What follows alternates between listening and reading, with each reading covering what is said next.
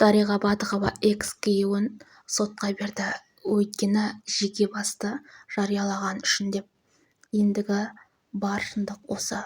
Көбісі ажырасқаны өтірік деп жатыр, пейік деп жатыр. Ешқандай да пейік емес.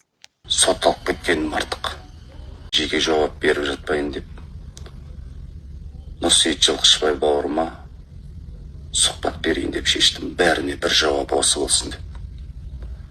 Ал сол уақытқа дейін мен қандай күйде болғанымды өзімнен басқа ешкім білмейді. Және бір Алла. Мен сол уақыт арасында өзім қол жұмсауға дейін бардым. Тойға, киноға бару балай тұрсын, тіпті көшеге шығудан қалдым.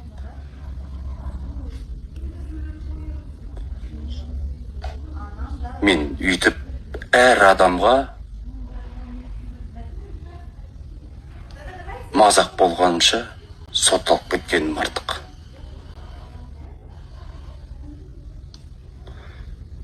Мен өзімнің ақиқатымды айтамын. Қандай шағым түсірсін менің үстімнен, қандай арыз берсін, мен өзімдікін айтамын. Тіпті керек десеңіздер, детектор алжи деуші ме еді, соған да отыруға дайынмын.